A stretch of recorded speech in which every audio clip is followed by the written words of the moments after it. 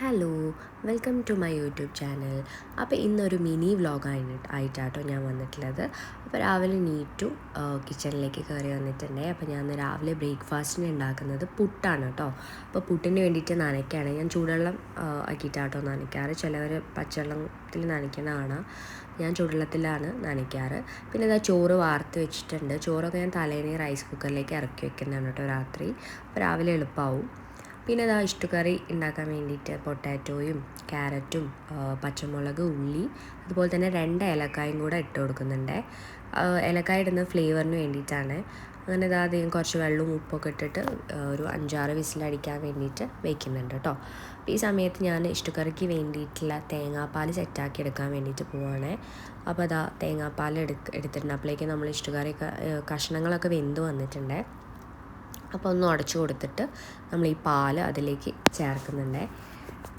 അപ്പം അധികം തിളയ്ക്കാൻ പാടില്ല കേട്ടോ.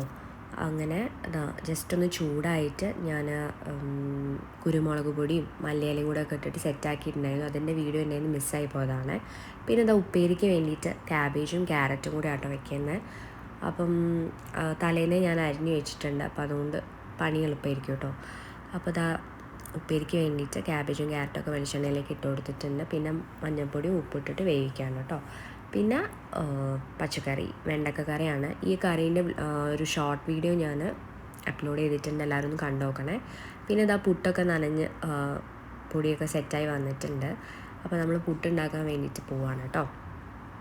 അപ്പോൾ അതിലേക്ക് വേണ്ടിയിട്ട് തേങ്ങയൊക്കെ ഇട്ട് പുട്ടുപൊടിയൊക്കെ ഇട്ട് പുട്ടിന് വേണ്ടിയിട്ട് അടുപ്പത്തേക്ക് വെക്കാൻ വേണ്ടിയിട്ട് പോവുകയാണ്. പുട്ടാകുന്ന സമയത്ത് ബ്രേക്ക്ഫാസ്റ്റ് എളുപ്പമായിരിക്കും, പണി പെട്ടെന്ന് കഴിയും കേട്ടോ.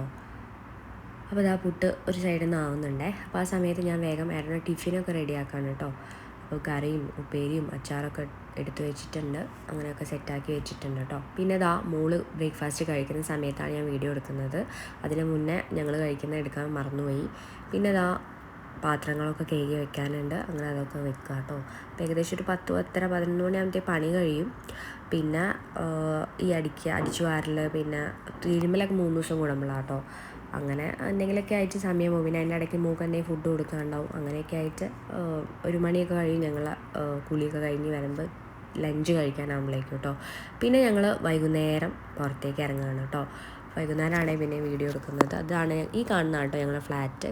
അപ്പോൾ ഞങ്ങൾ ഇങ്ങനെ നടക്കാൻ ഇറങ്ങിയതാണ്. അപ്പം ഞങ്ങൾ പോകുന്നത് അൽനാദ പാർക്കിലേക്കാണ് കേട്ടോ. അവിടുന്ന് കുറച്ച് മുന്നോട്ട് നടന്ന് കഴിഞ്ഞാൽ റോഡെത്തും.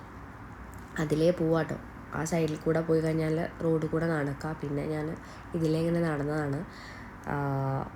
അപ്പോൾ ഇങ്ങനെ നടന്ന് ഞങ്ങളിങ്ങനെ പോവാണ് കേട്ടോ. ഇപ്പോൾ കാറ്റുണ്ട്, പിന്നെ നല്ല ചൂടുമാണ് കേട്ടോ അവിടെ. അപ്പോൾ നമ്മൾ റോഡിലേക്ക് എത്തിയിട്ടുണ്ട്. അപ്പോൾ നല്ല ബ്ലോക്കും നല്ല തിരക്കുള്ള സമയമാണ് കേട്ടോ ഈ സമയം. എല്ലാവരും ജോലി കഴിഞ്ഞ് വരുന്ന സമയമാണ്. ഒന്ന് കുറച്ച് മുന്നോട്ട് നടന്നാലാണ് അൽനാദ പാർക്ക് വരുന്നത് കേട്ടോ. അപ്പം നേരെ ക്രോസ് ചെയ്താലാണ് അൽനാദ പാർക്ക് കേട്ടോ. അപ്പം ഇത്രയേ ഉള്ളൂ വീഡിയോ. എല്ലാവർക്കും ഇഷ്ടപ്പെട്ടെന്ന് വിചാരിക്കുന്നു. താങ്ക്